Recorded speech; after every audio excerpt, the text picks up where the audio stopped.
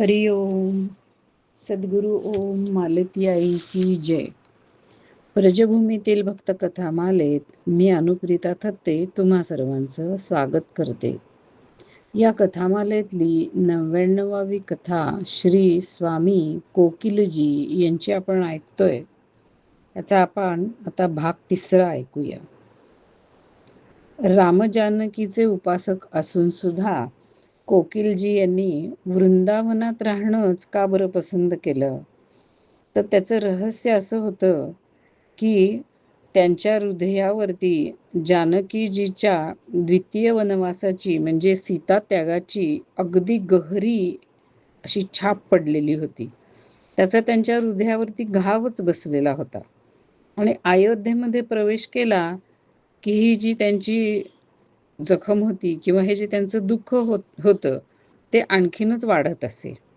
ते विचार करू लागत की ही अयोध्या जिथल्या जनतेने माझ्या निरपराध पवित्र अशा स्वामिनीवरती कलंक लावला, ज्याच्यामुळे तिला वनवासाचं दुःख भोगावं लागलं. ते कनकभवन येथे जेव्हा दर्शन घेण्यासाठी जात तेव्हा त्यांना असा भास होई की श्रीरामचंद्रांच्या जवळ आपली सीतामय्या नसून तिचा सुवर्णाचा पुतळा ठेवलेला आहे.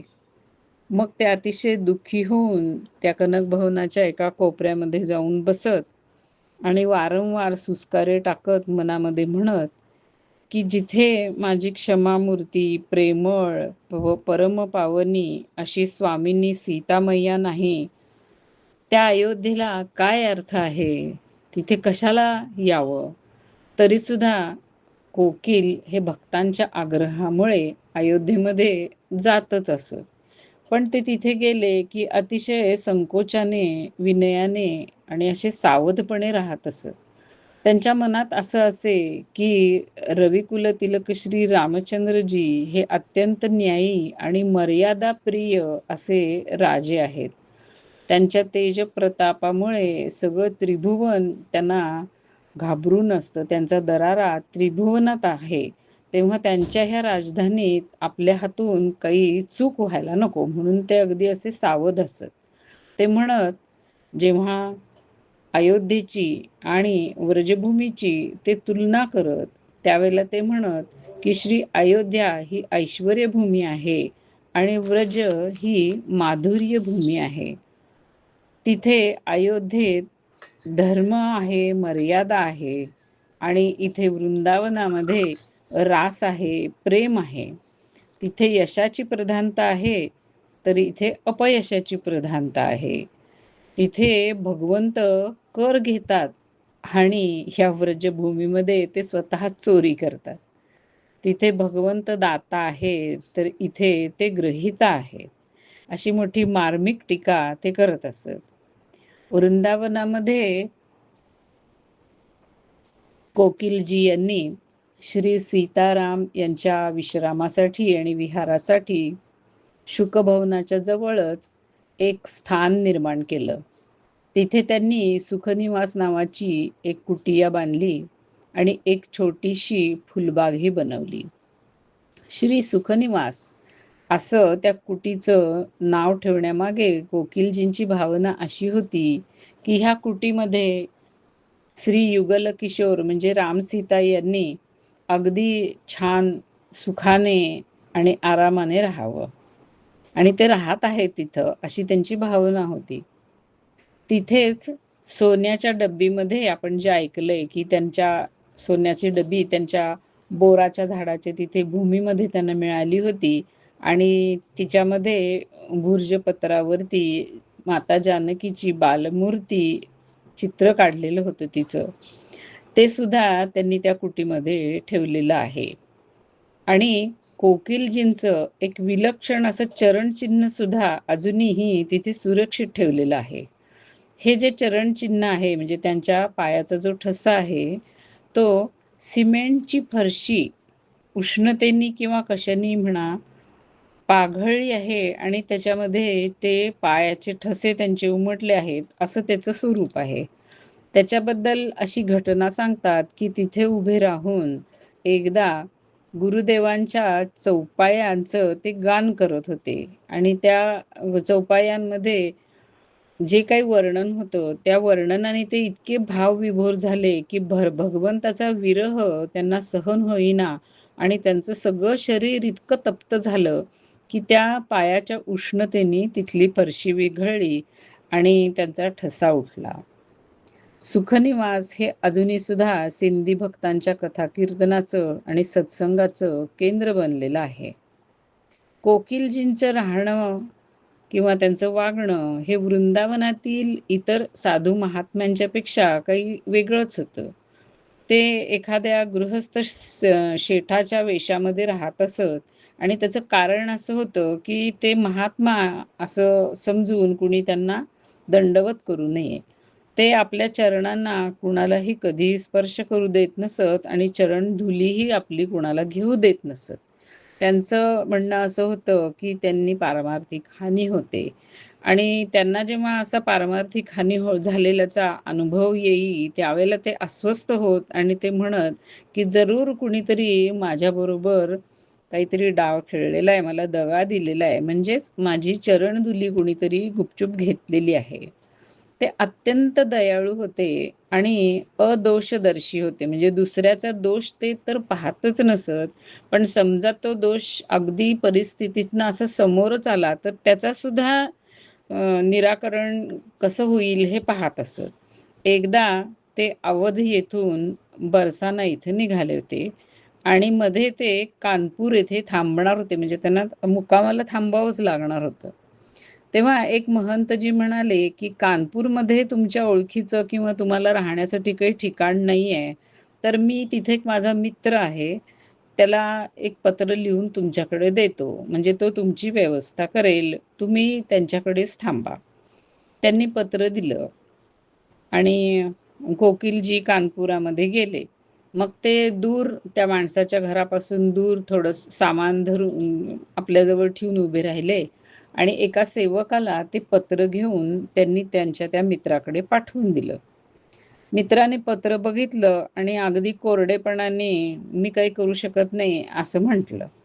हे बघितल्यावरती त्यांचा जो सेवक होता त्याला अतिशय राग आला आणि तो रागारागाने ही सगळी हकीकत परत येऊन इकडे स्वामीजींना सांगू लागला. तेव्हा स्वामीजी त्याचीच समजूत काढत म्हणाले, "अरे, शहरामध्ये जागा कमीच असते प्रत्येकाच्या घरात. घरं कुठे एवढी मोठी असतात आणि आज एखाद्या वेळेस त्यांच्या घरी काही अडचण असेल, दोष त्यांचा नाही, आपला आहे. आपणच उगीच त्यांना उद्वेग दिला. आता तू असं कर, त्यांच्या घरी जा आणि एक लोटाभर पाणी मागून घेऊन ये. ते आपण दोघं पिऊ आणि जाऊ. म्हणजे कसं, तर त्यांना अतिथी सत्कार न केलेल्याचा दोष लागायला नको." असं ते उलट त्याचाच विचार करत होते. त्यांना सत्संग अतिशय प्रिय असे. वृंदावनातील बहुधा सर्वच महात्म्यांचं ते दर्शन घेत आणि त्यांना प्रणाम करून आपली सीता माता हिच्यासाठी ते त्यांच्याकडे आशीर्वाद मागत असत. म्हणजे त्यांची जी भक्ती होती ती एक काही विलक्षणच होती. एका बाजूनी ते जनक नंदिनीला, सीतेला आपली स्वामिनी म्हणत आणि दुसऱ्या बाजूनी तिची आपल्या मुलीसारखी काळजी करत असत. आणि ते स्वतः सुद्धा तिच्यासमोर कधीही असे प्रणाम करून असे हे करत नसत. कारण मग त्यांना आशीर्वाद देण्याचा त्रास घ्यावा लागतो ना. किंवा तिला काही मागतही नसत. कारण मागण्याचा तर काही प्रश्नच नसे. ते म्हणत नेहमी, की आपले जे इष्ट प्रियतम असं दैवत असतं, त्याच्याकडे त्याची कृपासुद्धा कधी मागू नये. ती सहज रूपाने त्यांची आपल्यावरती असतेच. पुन्हा वेगळी त्यांना कृपा करा म्हणून सांगून आपण का त्रास द्यायचा? त्यांचं त्यांना त्यांच्या आत्मानंदाच्या स्वानंदामध्ये, आनंदात राहू द्यावं हेच बरोबर आहे. त्यांनी त्याच्यामध्येच बुडून राहावं. का बरं आमच्यासारख्या तुच्छ माणसांकडे त्यांनी डोळे वर करून तरी पाहावं? ते कष्ट तेवढे तरी का घ्यावेत? असा त्यांचा कोमल भाव होता. जनकनंदिनीबद्दलचा त्यांचा मधुर भाव हा खरोखरी अद्वितीय होता. ते म्हणत, की ऐश्वर्य हे माधुर्याच्या अधीन आहे. कृष्णाने पहा, वत्सलमयी मैयेला आपलं ऐश्वर्य दाखवण्यासाठी म्हणजेच, की मी विश्वरूप आहे आणि तुझ्या दोरीने मी बांधला जाऊ शकत नाही, हे दाखवण्याचा प्रयत्न केला आणि अखेर मैयाचा जो पूर्ण भाव होता त्याच्यासमोर आपली नसलेली अपूर्णता दाखवण्यासाठी तिचं बंधन स्वीकारलं आणि बांधले गेले. जनकनंदिनी बद्दल त्यांच्या मनामध्ये जी एकनिष्ठ भक्ती होती ती सुद्धा अत्यंत अनुकरणीय अशी होती. राधाराणीच्या धामामध्ये राहून ते तिला प्रार्थना करत असत आणि ती प्रार्थना अशी असे की ती आई तू माझ्यावर अशी कृपा कर आणि असा आशीर्वाद दे की ज्यामुळे जनकनंदिनी सीतेवरती माझी रती दिवसेंदिवस वाढत जाईल आणि माझी बुद्धी तिच्या चरणी लीन राहील, माझी जनकनंदिनी सदा सुखी राहील असा आशीर्वाद दे. इष्टदेवतेमध्ये एकनिष्ठता कशी ठेवावी याबद्दल ते एक अतिशय मनोरंजक असा किस्सा सांगत असत. एक वृद्धा होती आणि ती कृष्णाची भक्त होती. तिला एक बालमूर्ती देऊन तिच्या सद्गुरूंनी सांगितलं की हे पहा, ह्याला आपला बाळ समज, आपला मुलगा समज आणि ह्याचं लालन पालन करत राहा.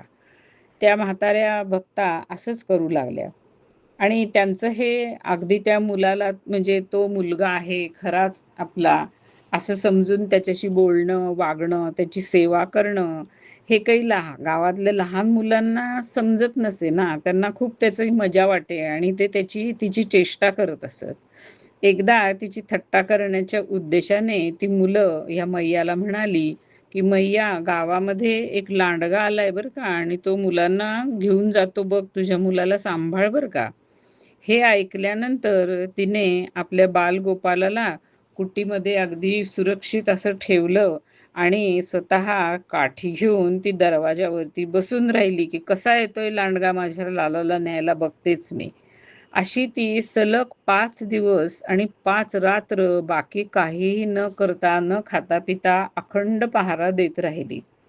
या भोळ्या मैयाचा हा भाव बघून प्रभूला अगदी भरून आलं आणि आता त्याला राहावेना आणि प्रत्यक्ष रूपाने तिच्याशी बोलण्याचा आणि तिच्या ह्या भक्तीचा आनंद घेण्याच्या लोभाने तो सुंदर रूप धारण करून आणि अगदी वस्त्रालंकारांनी नटून थटून असा तिच्या जवळ आला.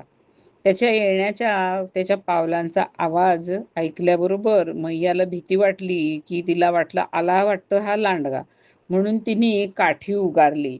त्याबरोबर गडबडीने श्यामसुंदर म्हणाला, मैया, मी तोच बालक आहे अगं ज्याची तू रक्षा करते आहेस. तेव्हा त्याच्याकडे पाहत ती मैया म्हणाली, हो का, तुझ्यासारख्या 100 चटक चांदण्या त्याच्यावरनं ओवाळून टाकीन मी, आता पुन्हा असं बोलू नको.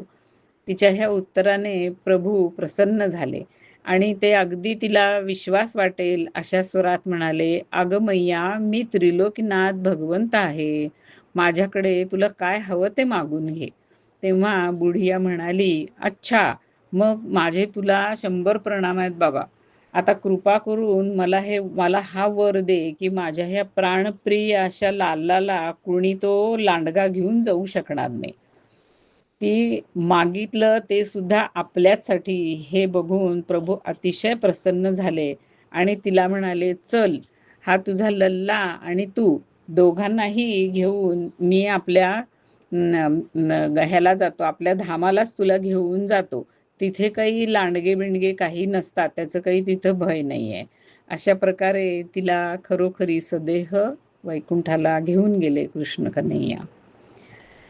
स्वामी गोकिलजी यांच्या सत्संगामध्ये लोकांना अतिशय सुख मिळत असे आणि साध्या सोप्या अशा भाषेमध्ये पण अगदी हसत खेळत आणि सहज भावामध्ये ते कधी अध्यात्मातली अत्यंत मार्मिक अशी गोष्ट बोलून जात असत की जी साधकांना साधनेसाठी अत्यंत उपयोगी असे. तर त्या सगळ्या गोष्टींबद्दल आणि या कोकिलजींच्या अंताबद्दल आपण पुढील भागामध्ये ऐकूया. हरिओम.